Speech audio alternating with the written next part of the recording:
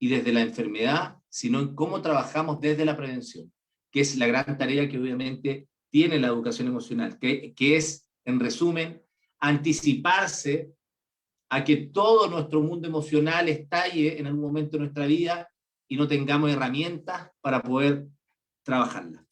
Bueno, voy a compartir ahora la presentación con ustedes, así que me dicen ahí si es que se ve bien, simplemente ahí tú, Luz, me puedes ayudar, y con eso avanzamos ya en la presentación, ¿ya?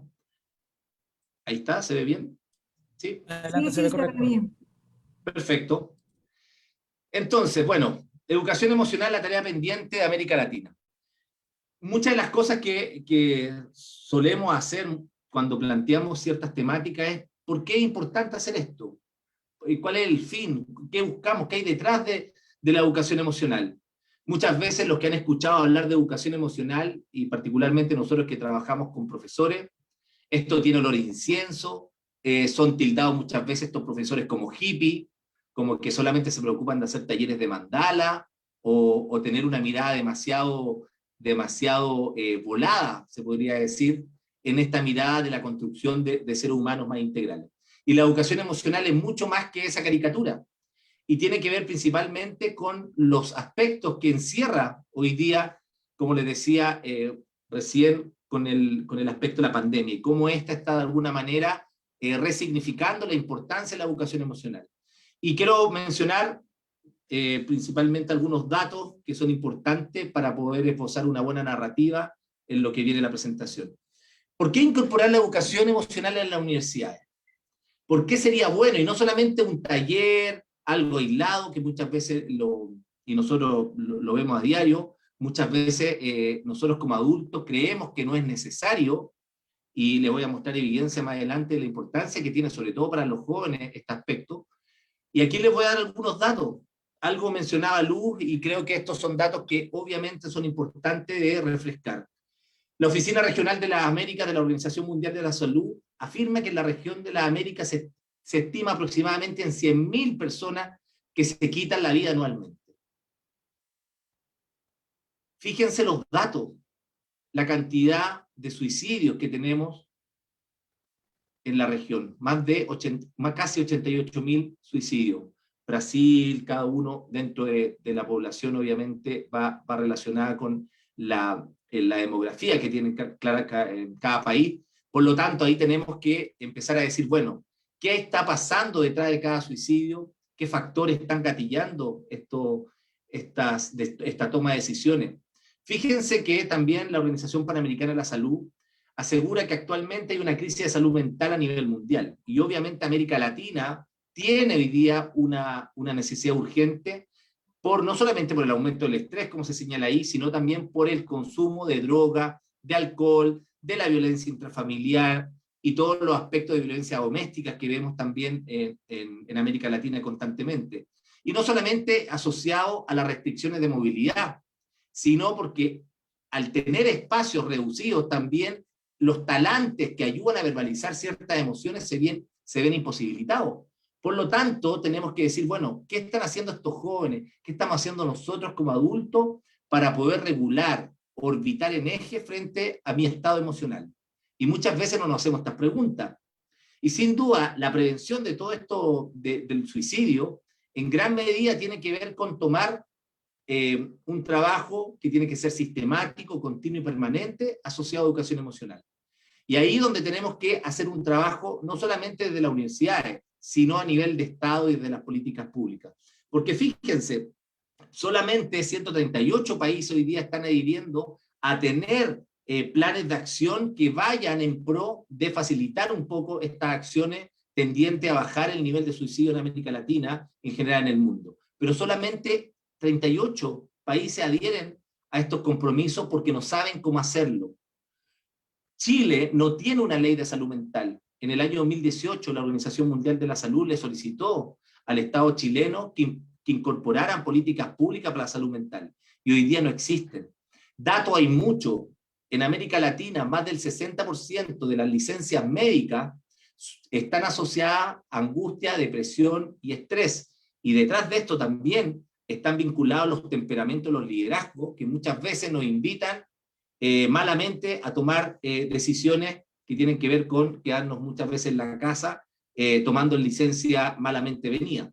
Fíjense acá, otro dato, investigaciones, esto es un estudio que se hizo en Holanda y hay muchos otros estudios, investigaciones asocian la violencia emocional en la infancia con pensamientos suicidas en la adolescencia.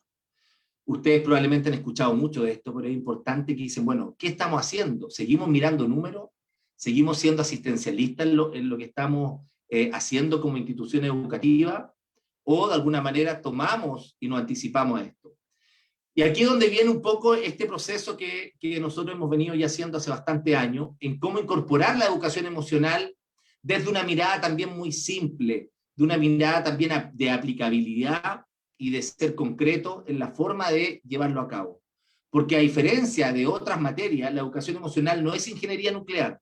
Todos vivimos un mundo emocional. Probablemente muchos de ustedes a lo mejor tienen un MBA, tienen un magíster, tienen un doctorado en educación emocional, porque tuvo las herramientas y este cofre con competencias que fueron adquiridas a través de sus padres, de las redes de contención, de algún grupo social donde se vincularon a este desarrollo de habilidades socioemocionales, pero hay muchas personas y gran parte de los seres humanos no tenemos esta herramienta y necesitamos desarrollarla. Bueno, y en esencia, ¿qué es la educación emocional?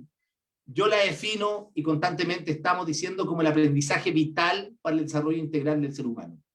Porque a través del sentir emocional podemos gestionar conscientemente el desarrollo y la transformación para nuestro bienestar personal y social. Y como les decía recién, tiene que estar esto implícito en un proceso que tiene que ser continuo, sistemático y sobre todo permanente. Por como dice el doctor Vizquerra, adopta lo que se llama el ciclo vital. Nunca terminamos de trabajar nuestro mundo emocional. Hoy día ustedes se levantaron a lo mejor tristes, hoy día están alegres, están aburridos, viven en oscilaciones emocionales. Y si no soy consciente de mi mundo emocional, puedo verme probablemente enfrentado a muchos vaivenes que a veces están afectando a los otros. Mi temperamento, mi carácter, mi relación con mi hijo, mi relación con mi pareja, con mi hermano, con mi familia, con mis compañeros de trabajo. Y la educación emocional trabaja en 3 dimensiones. Particularmente estas 3 dimensiones abordan 3 aspectos que son centrales en este desarrollo integral. La primera tiene que ver con mis propias competencias, es decir, conmigo mismo. Esto no tiene que ver ni con mi pareja, ni con mi vecino, ni con nadie, solamente tiene que ver cómo yo reflexiono respecto a mi mundo interno. Es muy difícil, es mucho más fácil divorciarse a veces de la señora, discutir con la novia, pero divorciarse de uno es lo más complejo. Pero sobre todo mirarnos hacia adentro es una tarea que muchas veces no queremos ver. Nos hacemos trampa, nos hacemos zancadilla, nos engañamos. ¿Cuántas veces ustedes han escuchado que dicen, no, no, no, yo estoy viejo para esto? Si el árbol ya creció así, si yo conozco tanto esto, yo vengo, hace muchos años vengo trabajando en educación y esto yo ya lo he escuchado tantos años, pero no cambiamos. Tenemos relaciones a veces tóxicas, vivimos muchas veces encapsulados donde nuestro mundo emocional nos está pasando constantemente la cuenta. Y aquí el trabajo tiene que ver con el desarrollo de conciencia emocional. Hay bastante eje y bastantes dimensiones que abordan las competencias emocionales. Y la primera tiene que ver con lo que yo les decía recién. El desarrollo de conciencia emocional es estar atento al mundo emocional que estoy viviendo, ponerle nombre a la emoción que estoy sintiendo. Ustedes saben que en promedio los adultos no reconocemos más de 4 emociones, y para que una persona tuviera un abecedario emocional relativamente importante y poder trabajar esta conciencia emocional, deberíamos al menos manejar 35 emociones. Hagan un día el ejercicio y anoten cuántas emociones se saben. Muchas veces confundimos emociones con otras definiciones. Así que ahí hay una tarea que tenemos que hacer. El desarrollo de conciencia emocional es el primer paso. Cuando yo soy consciente, le pongo nombre a la emoción que vivo. Puedo tomar decisiones acorde a esa emoción en el contexto, en el lugar y en la situación que estoy viviendo. Porque de esa forma trabajo lo que nosotros también denominamos el triángulo emocional, que es el sentir, el pensar y el actuar.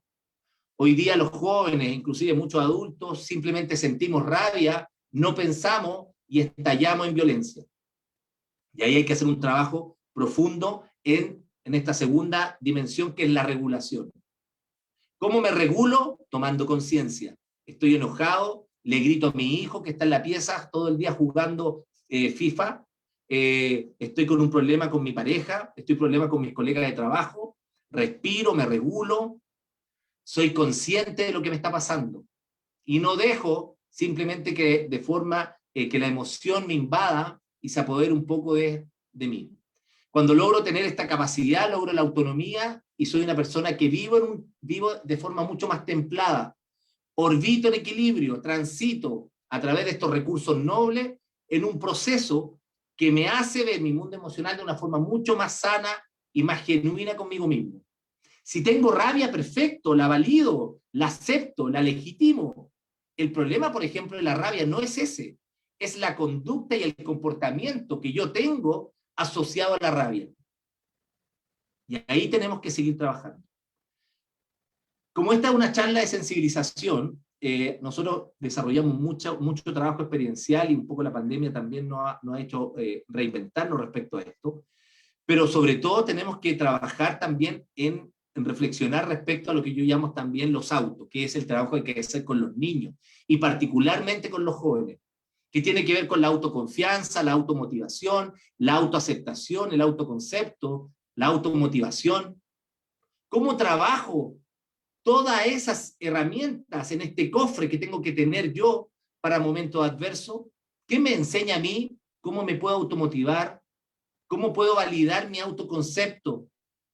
¿Me quiero por lo que soy? ¿Cuántos de nosotros tenemos esa reflexión en el día a día? Ahí hay un trabajo profundo que vamos a lograr realizar si tenemos este trabajo, como que hemos insistido, sistemático, continuo y permanente, con un cambio dentro de los sellos de la institución educativa. Cuando yo logro trabajar mis propias competencias emocionales, derivo a las malamente llamadas habilidades blandas, que todos ustedes han escuchado, que ustedes han estado en muchas charlas, en muchos lugares, realizando programas, talleres de habilidades blandas. Nosotros siempre decimos, nadie puede enseñar lo que no tiene. Cuando yo trabajo mis propias competencias, recién ahí doy paso a poder vincularme de una forma sana con los otros. Y se llaman habilidades socioemocionales porque es el vínculo relacional con los otros, como la asertividad, la escucha activa, el trabajo en equipo, la empatía, la resolución de conflictos. A ustedes saben que los contratan por lo que saben, pero en el 99% de los casos los despiden por la forma de ser. Piensen y pregúntense, ¿por qué despidieron a tal persona? ¿Por qué esta persona ya no está trabajando con nosotros? Muchas veces estas personas no siguen los equipos porque carecen y adolecen de estas competencias para poder vincularse en comunidad, para poder vincularse en sociedad. Y viven constantemente con estos mismos conflictos. Personas irascibles, conflictivas, que no trabajan en equipo, que son poco empáticas, no trabajan la asertividad. En América Latina, 7 de cada 10 personas se van de sus trabajos por el tipo de jefe. Si un jefe, si un líder fuera consciente que su temperamento impacta en la productividad, en el engagement, en el compromiso, en la innovación, en la creatividad y en el sentido de pertenencia, probablemente ese jefe sería mucho más consciente de regularse emocionalmente para crear climas emocionales dentro de los equipos, que lo pasen bien, que disfruten, que es lo que llama Google, en este trabajo que hizo el proyecto Aristóteles, que es la seguridad psicológica. Yo poder decir lo que siento, lo que quiero o dar una opinión sin tenerle miedo al jefe. Por eso es tan importante las habilidades socioemocionales en esta segunda dimensión. Porque ahí donde están todos los conflictos, más del 60% de los conflictos que tienen la organización en general son de habilidades socioemocionales, no son aspectos técnicos. El 80% de los liderazgos, además en América Latina, están fundamentados en el miedo y la desconfianza. ¿Cuántas veces ustedes han escuchado palabras como si no te gusta te vas, para eso te pago, la puerta es ancha? cuida el trabajo. ¿Qué quieres que te aplauda si estás haciendo tu trabajo? No existe cultura del reconocimiento. No existe lo que se llama la economía de las caricias. Reconocer al otro como un legítimo otro, como dice Humberto Maturana. Y cuando yo logro trabajar estas dos dimensiones, finalmente logro tener este equilibrio, mis propias competencias con las habilidades socioemocionales para lograr lo que es el bienestar emocional, que los psicólogos llaman la percepción subjetiva percibida, que es lograr ser personas felices. Muchas veces no sabemos lo que queremos, pero hay otros que hoy día dicen, sí, yo no sé lo que quiero, pero al menos sé lo que no quiero. Y esas personas están tomando conciencia. Hoy día la pandemia, al sacarnos el velo, nos está invitando también a esta reflexión, a decir si están en el lugar apropiado, están en el lugar que quieren estar. Algunos de ustedes se han reinventado, están haciendo cosas que nunca habían hecho. La pandemia los invitó a cocinar, a hacer un huerto, a aprender a tejer, están leyendo más, a hacer ejercicio. Todo lo que conlleva el trabajo de educación emocional implica la búsqueda de este bienestar. Y este bienestar emocional es simplemente ser más felices. Y si ustedes quieren lograr tener estudiantes integrales, que no es relegar el aspecto cognitivo y el trabajo técnico respecto a la profesión que desempeñan, sino darle el equilibrio necesario para que estos jóvenes puedan ser adultos también con herramientas socioemocionales que le permitan no solamente el éxito económico, sino también construir una mejor sociedad. Una sociedad que sea más humana, más horizontal, y que no, que el ingeniero comercial que salga para trabajar en una minera, en una transnacional, se desapegue de las bases, sea déspota, que no lograr la empatía, que no trabaje en equipo, que simplemente ostente el poder, el estatus y la fuerza del cargo para denostar a otro, que también pasa mucho. Hay un dicho que dice que hoy día sobran los cartones, pero adolecemos de emociones. Y ahí es donde está este trabajo que hay que hacer. Muchas de las cosas que hoy día se hablan de educación emocional están asociadas a las emociones básicas, que probablemente ustedes la han escuchado, que son las que define Paul Ekman, que se han definido por varios autores, y que tienen que ver con el miedo, la alegría, la tristeza, la ira, el asco y la sorpresa. Si ustedes no han escuchado hablar de estas 6 emociones básicas, le puse ahí está la palabra Matías. Entonces, cuando escuchen la palabra Matías, van a asociar estas 6 emociones básicas como un acróstico. Así es más fácil incorporar el mensaje.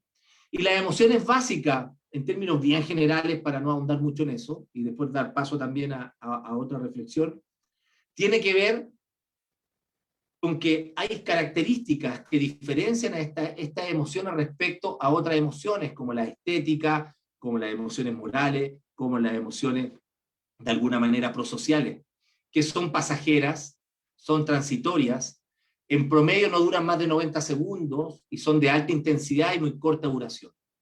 Podríamos hablar de todas las emociones y mencionar, por ejemplo, que el miedo es aquella emoción que me permite la subsistencia y me cuida, está constantemente invitándome al bienestar, me está cuidando. Sin miedo yo no podría vivir, no podría salvarme frente a una bocina de un auto que viene y yo reacciono rápido. La alegría me invita al regocijo, al compartir, al mostrar lo bien que me está yendo, la vida que estoy desarrollando, invita siempre al vínculo en comunidad con el otro. La tristeza, que es una emoción obstaculizadora del bienestar. Si yo les preguntara a ustedes, ¿hay alguno de ustedes que quiere estar triste? Nadie quiere estar triste. Pero quizá ahora hay alguno que está triste. Y la tristeza nos invita al recogimiento, nos invita a la reflexión, nos invita a apaciguarnos, a reflexionar, nos invita a tocar fondo, y sobre todo la tristeza trabaja la resiliencia y nos permite trabajar desde esa búsqueda de paz y de alguna manera aislarnos para poder salir fortalecido frente a las situaciones adversas. Y fíjense que la tristeza, los lutos, las pérdidas, son aquella mirada desde el bienestar perdido, que fue una alegría que hoy día añoramos, que hoy día no tenemos. Toda tristeza es aquella alegría perdida de un pasado que generó bienestar que hoy día estamos queriendo tener y que ya no está. Y así podríamos hablar de cada una de las emociones. Y hay emociones silenciosas, la envidia, que es una emoción tan compleja que todos hemos vivido, que además va acompañada de celos, de rabia, de injusticia, ¿ah? De venganza en algunos casos. Todas las emociones aportan a nuestra vida. Hay algunos que dicen que las emociones son positivas y negativas. Gran parte de los autores definen que las emociones no son positivas ni negativas. Tampoco se dice que son buenas o malas. Todas las emociones en sí están aportando a nuestro bienestar. Tienen luz y tienen sombra. Nos obstaculizan el bienestar o nos facilitan esta ida hacia el bienestar. Pero todas en conjunto nos están cuidando. ¿Por qué? Porque están siempre al servicio de nuestra adaptación y subsistencia. Solamente para dejarle un dato, y esto tiene que ver también con el trabajo que hay que hacer, no solamente con los jóvenes, sino en primera infancia y en la educación secundaria, que cuando un joven o un adulto es inconsciente de su mundo emocional, simplemente reacciona. Pero cuando yo soy consciente de este mundo emocional, estoy dando una respuesta en tiempo y forma a aquella emoción que estoy viviendo. Y ahí es donde tenemos que seguir profundizando este trabajo de educación emocional. Pero esto no se queda ahí. Hay estudios, y hay muchos estudios, yo quise solamente poner este, del psicólogo holandés René Diestra, que fue parte de la Organización Mundial de la Salud, y que hace un par de años hizo esta investigación entre niños entre 11 y 13 años. La hizo en 500 niños en Holanda, en más de 50 escuelas. ¿Y saben lo que dijo? René Diestra dijo, todas las investigaciones se hacen en adultos. ¿Y por qué no le preguntamos a los niños de su mundo interno? ¿Por qué un niño de 11, de 12 o 13 años nos pueda decir qué piensa de su mundo interno? Bueno, esa investigación, que la pueden buscar, está en YouTube, y fue parte de una exposición que hizo en la Fundación Botín en España, tiene que ver con que ahí se dieron cuenta, dentro de muchos otros aspectos, que el mundo emocional de los niños hoy día no está cubierto por nadie. Porque gran parte de esta investigación se dieron cuenta que las variables que estaban impactando tenían que ver con, estaban mucho más sensibilizados con su mundo emocional de los que ellos creían. El aspecto familiar era relevante y además vivía mucho estrés. Y dentro de las preguntas que más hacían estos niños, que después van a ser estos mismos jóvenes que van a la universidad, era cómo me relaciono con los demás, cómo controlo mi estrés, cómo me preparo para las pruebas, cómo controlo mi tristeza, por qué soñamos, por qué me siento como me siento. Finalmente, lo único que querían saber estos niños era cómo de alguna manera tener respuesta a cada una de estas interrogantes que ellos estaban viviendo frente a este mundo emocional. En definitiva, teníamos que de alguna manera, y fue la indicación que hizo este psicólogo, es que las mallas, los currículos, debían cambiar la mirada y no tener esta mirada tan conductista y tan enfocado a la mirada del resultado, sino al tránsito de estos recursos nobles para lograr tener un proceso que fuese sano y equilibrado en el desarrollo integral de estos jóvenes. Bueno, y otra pregunta que muchos se han hecho, hace 2 semanas tuve una reunión con una universidad acá en Chile y estaban hablando desde la ética y desde los valores.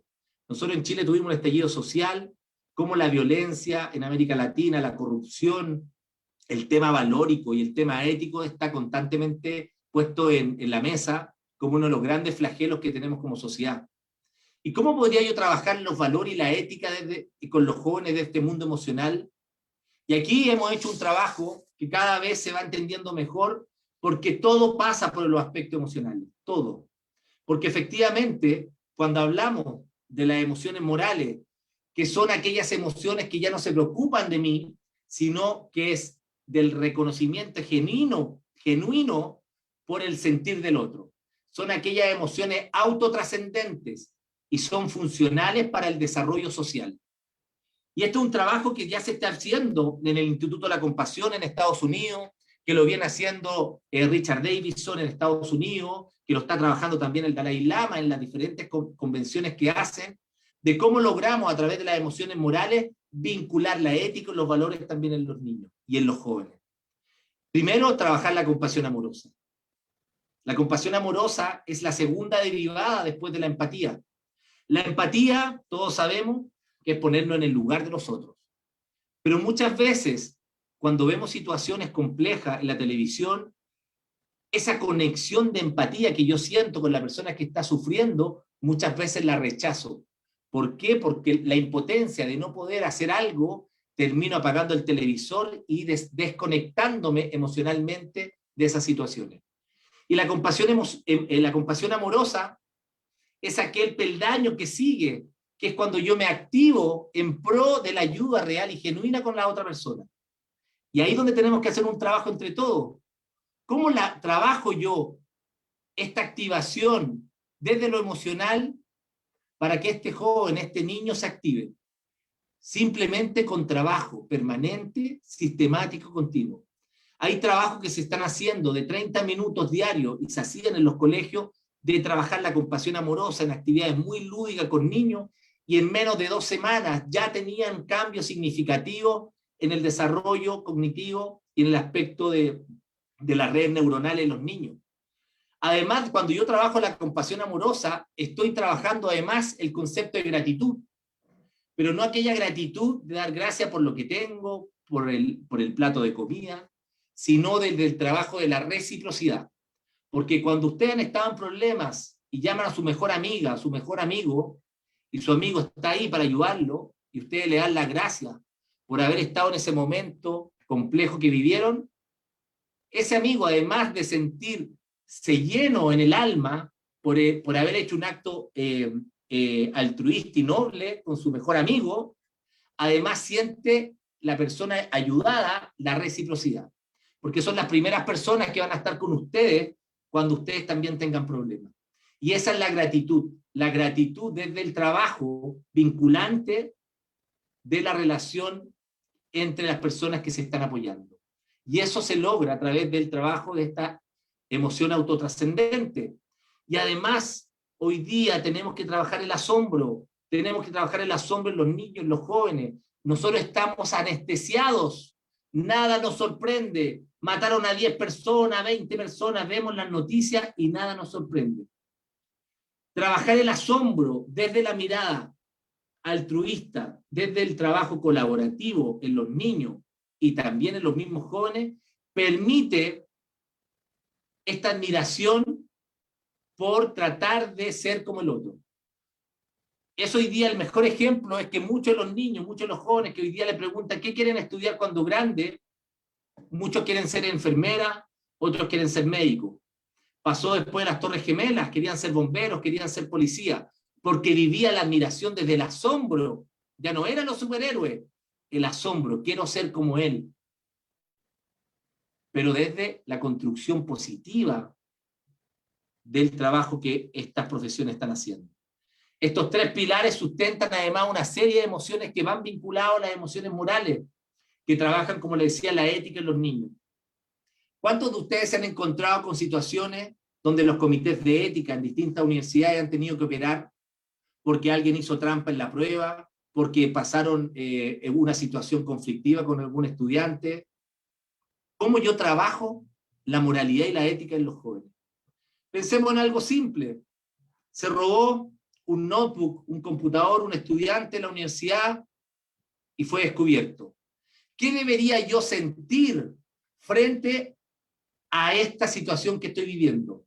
Debería sentir culpa, me tiene que doler el alma porque me descubrieron.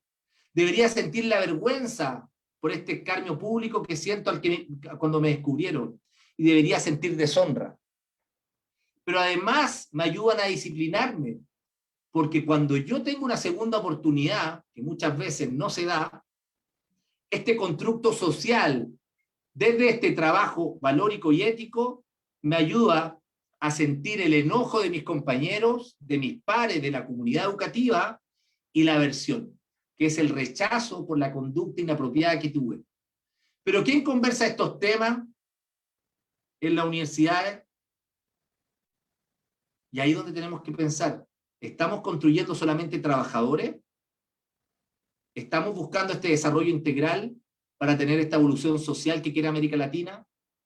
Porque además yo puedo trabajar la empatía, la compasión amorosa, para invitar al altruismo, al compañerismo, a esta generosidad y colaboración que deberían estar permanentemente trabajadas, no solamente desde las áreas de bienestar, sino de forma integral en cada una de las asignaturas. Me acordaba hace poco, lo he dicho en algunas charlas que he dado en universidades, una vez Miguel Santos Guerra, que es el mayor referente en Hispanoamérica en evaluación docente, yo le pregunté por la educación parvularia. Y me dijo, la educación parvularia es sin duda el proceso más importante, y estos educadores deberían tener toda la fuerza del Estado y de las políticas públicas para apoyar a los niños en su proceso de aprendizaje. Me decía, tú Arnaldo, ¿tú crees que alguna educadora de párvulo de primera infancia no se saben los nombres de sus niños? De los 30, de los 40 niños que saben lo que les gusta, saben cómo llora, sabrán si tiene frío o no tiene frío, saben todo eso, se vinculan emocionalmente con estos estudiantes, chiquititos, pequeños, pero son sus estudiantes. Y me dijo, ¿y por qué un profesor universitario que tiene 25 estudiantes en su clase no es capaz de saberse ningún nombre de sus estudiantes? ¿No se vinculan emocionalmente con ellos? ¿Por qué nos desapegamos sabiendo la importancia que el mundo emocional de los jóvenes tiene? Y un dato no menor, la segunda causa de muerte en el mundo después de los accidentes de tránsito son los suicidios en los jóvenes. Son los suicidios en los jóvenes. Y cuando un joven se suicida, ¿por qué creen que un joven se suicida cuando a ustedes le llegan estas malas noticias? ¿Supiste que esta persona atentó contra su vida? Qué lástima, se veía que tenía problemas. Este joven que toma esa decisión tiene que ver con la pérdida de una emoción, que es la pérdida de la esperanza. La esperanza, cuando yo ya no tengo esperanza en mis padres, en mis amigos, en mi universidad, en las redes de contención, y tomo la decisión de atentar contra mi vida, es porque mi cofre, mis propias competencias emocionales de autoestima, de automotivación, de resiliencia, de autoconcepto, de automotivación, están carentes, están vacíos. No logró sobreponerse. Y ahí es una tarea de todo el sistema. Y ahí es donde nosotros tenemos que decir, bueno, algo estamos haciendo mal. Y tenemos que dejar de pensar, las universidades también en esta mirada asistencialista, llaman a bienestar porque el joven está con crisis de pánico, porque el joven quiso suicidarse. Tenemos que trabajar en la prevención, y ahí es donde la educación emocional se instala, porque previene la cantidad de ahorro en hora hombre, la cantidad de ahorro en psicólogos que tendríamos si trabajáramos desde pregrado en el inicio con programas de educación emocional, porque son los jóvenes los más agradecidos. Si ustedes mismos lo pueden reconocer, ¿cómo eran los primeros amores a los 15, 16, 17, 18 años? ¿Cuántos sufrieron por amor? ¿Cuántos problemas tuvieron de orientación vocacional, de crisis vocacional? ¿Cuántos conflictos con sus padres? ¿Cuánto adolecieron porque nuestras redes neuronales se estaban recién conectando, estaban podándose? Y tenemos que profundizar eso como una reflexión de país, una reflexión de la universidad. Y las instituciones educativas tienen que abordar esto desde una mirada mucho más profunda, y aquí hago un pequeño guiño con nuestra metodología, que son 7 pasos. Preocuparse en el foco, como la persona como eje central del proceso. Trabajar la emoción consciente, la persona y su vínculo emocional. Trabajar el aprendizaje, racionalizar lo aprendido desde el aspecto emocional, el fortalecimiento y la estimulación de estos procesos. Reflexión y evaluación sobre lo aprendido, acciones concretas desde la enseñanza de estas metodologías, toma de decisiones, ¿qué voy a hacer con lo que aprendí? Lo que se habla de este análisis situacional, me adapto, porque constantemente mis emociones están oscilantes, se están orbitando. Y evaluación, investigación.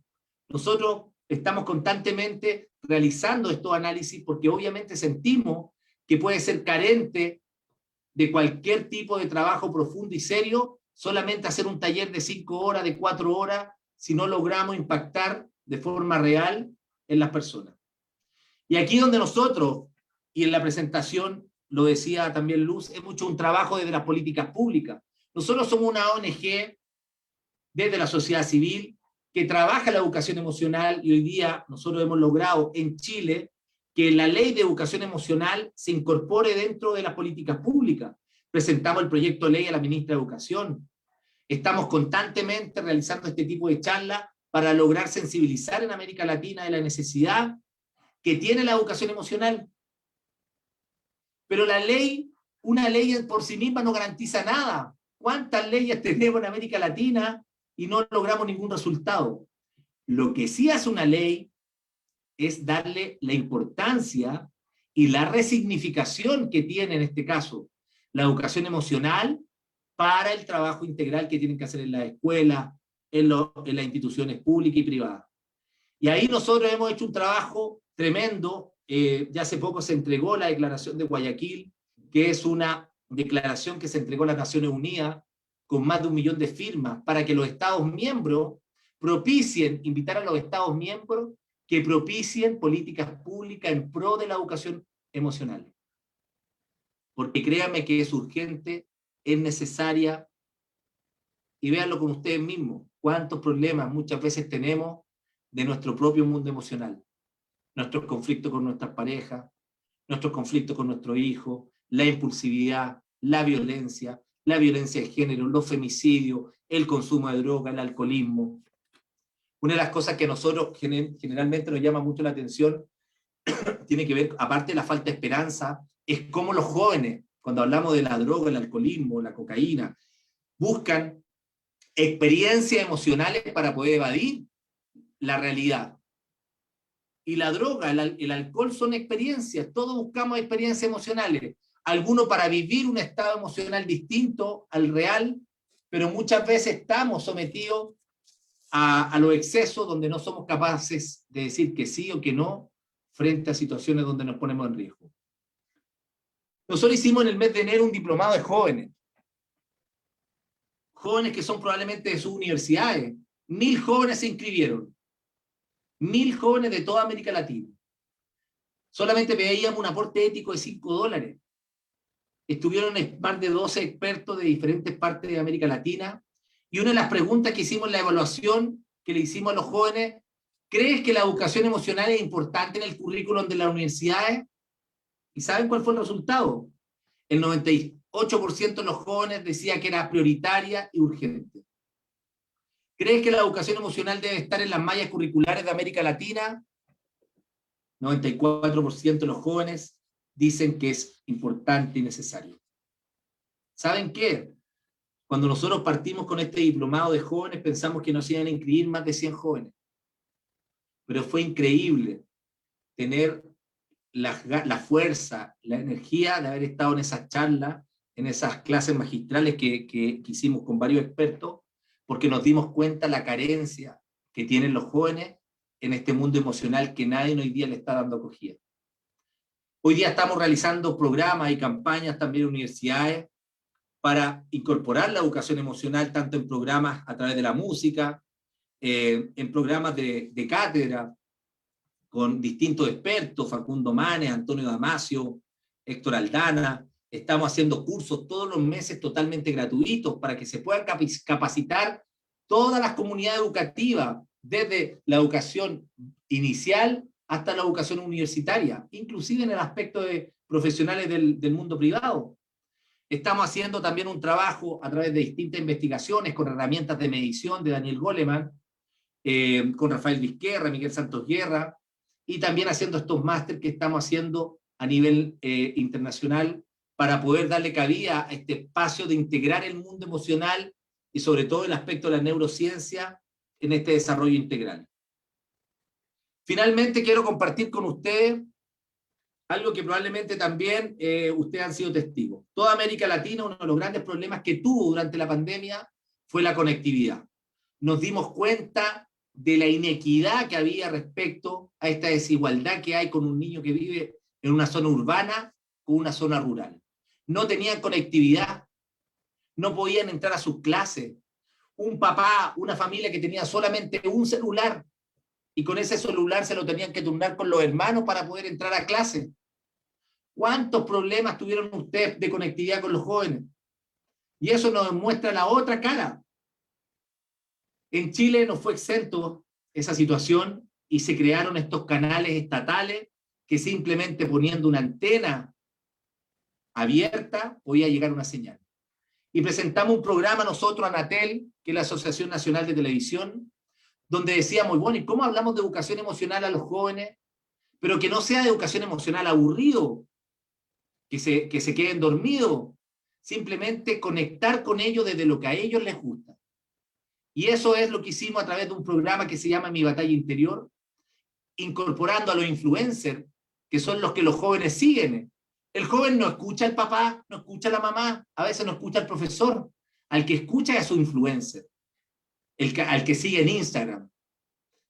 Esta persona es un influencer en Chile que hace el freestyle, que hace el rap, el scout también en educación emocional, y logramos postular un proyecto en este canal de televisión, y en 9 canales de Chile se están dando hasta el día de hoy cápsulas de educación emocional para que los niños comprendan mejor cómo trabajar sus emociones.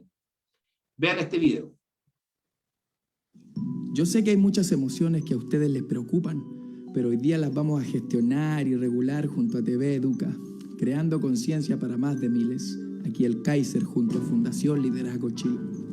Por fin pude comprender esta emoción. También era parte de mí la desilusión. Y sabemos que es algo que me impresiona. Aún así, yo sigo confiando en las otras personas. Hay cosas que tengo que decirte de corazón, y una de las más importantes es la autoaceptación. Hay que aprender a tener seguridad en nuestras condiciones, porque eso siempre es la base de nuestras emociones.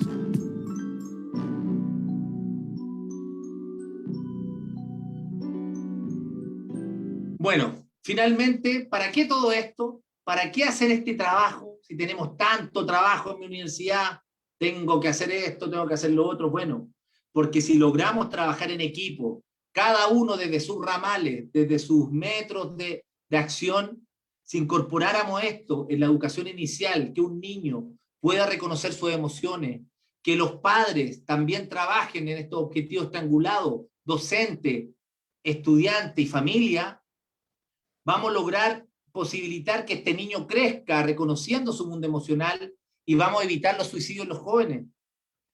Porque además, siendo la segunda causa de muerte, la tercera causa de muerte en el mundo son los suicidios de los adultos mayores, donde el abandono, la tristeza y la soledad son las 3 emociones que menos regulan los abuelos de América Latina. Entonces, si yo logro tener esta herramienta, voy además a ser un profesional con habilidades socioemocionales que me permitan lidiar con esto. ¿Para qué? Para que sea un mejor adulto, un adulto más pleno, más feliz. Tengo una mirada más optimista también de la vida.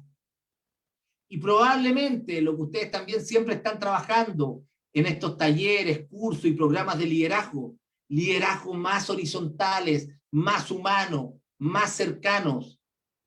Claro, soy el jefe, me pagan por eso. Probablemente muchos quieren ser jefe, pero no puedo denigrar y tengo que tener una relación justa también con mi equipo. Y así vamos a lograr también mejores liderazgos. Mejores liderazgos. Y todo esto en conjunto con estos profesionales que van a salir integrales de las universidades, vamos a lograr también construir una mejor sociedad. Y ese es el camino. Es lento. Esto no es un trasplante de cabeza. Esto no es un manual de cortafuego. Es un proceso que requiere el compromiso. Y si están acá escuchando esta charla es porque algo, y espero que le haya resonado, la importancia de la educación emocional para cambiar esta mirada, que muchas veces tanto reclamamos, tanto nos quejamos por la sociedad que tenemos, pero que en el día a día no hemos logrado hacerla tangible, hacerla carne, para que estos procesos realmente funcionen. Quiero darles las gracias por este tiempo, creo que estuve bien en los tiempos. Ahí está la página de nuestra fundación, hacemos mucho trabajo social, ahí están todos los programas sociales, máster, los diplomados, si quieren hacernos consulta por privado también. Ahí está mi Instagram, ya no ocupo Facebook, solamente Instagram, porque me creo joven también. Y ahí está flitch.org, que es también el Instagram de la fundación. Así que, nada, quiero agradecer el espacio una vez más por haberme permitido, tanto Luis Hernández, Luis Adriana, por esta invitación que me hicieron. Muchas gracias, Arnaldo. Una fantástica ponencia. Los comentarios que hemos recibido han sido muy positivos. Y hay un par de preguntas que creo que por cuestiones de tiempo, bueno, he seleccionado dos inquietudes que nos hacen. Una está relacionada con el tema de los profesores. Se enfocó a lo largo de la charla cómo podemos trabajar con los estudiantes, la importancia de trabajar con los estudiantes, pero ¿cuál es la mirada que ustedes como Fundación Liderazgo Chile o en las investigaciones que se han hecho para trabajar educación emocionales con los profesores o docentes? Bueno, efectivamente lo que dices tú, Adriana, es relevante porque lo enfoqué en los jóvenes, pero sin duda la labor de los docentes es primordial. Cuando yo hablo de que nadie puede enseñar lo que no tiene, parto por el docente. El docente es el corazón del proceso educativo. Por lo tanto, si el docente no genera climas emocionales dentro del aula, es decir, esta convergencia entre docente-alumno, alumno-docente y el clima que se genera, no existe un vínculo relacional sano. Por lo tanto, si el docente es déspota, no se vincula, no se relaciona, no humaniza esta relación con ellos, este vínculo se pierde. Por lo tanto, si ustedes quieren incorporar cualquier proceso y quieren traer una consultora, una fundación o a los gurús en educación emocional del mundo, tienen que primero trabajar con los docentes, porque los docentes son los que se quedan en la universidad, son los docentes que van a trabajar con los estudiantes. Y ahí donde hay que hacer un trabajo también desde mis propias carencias, porque el docente muchas veces, ¿qué nos va a pasar? No, si yo llevo muchos años en esto, para mí es difícil, yo soy profesor de biología, no tengo esa apertura. Y la educación emocional requiere de apertura, es el primer paso. No hay desarrollo de conciencia sin querer hacerlo. Y eso es lo complejo, pero hay que partir sensibilizándolo. Y creo que es la primera pequeña valla que tenemos que pasar, la gran y pequeña valla que tenemos que pasar. Sí, muchísimas gracias. Bueno, hay otra pregunta.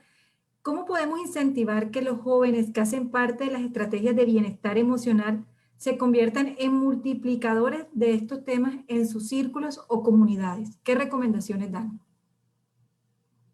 Esto es simplemente a través del ejemplo. Yo creo que si incorporamos espacios donde los jóvenes se visibilicen, porque son muchos además en las universidades, entonces uno tiene que buscar estos espacios donde ellos también puedan conectarse entre ellos y posibilitar la mirada también altruista, como yo decía, desde este mundo la mirada de estas emociones prosociales.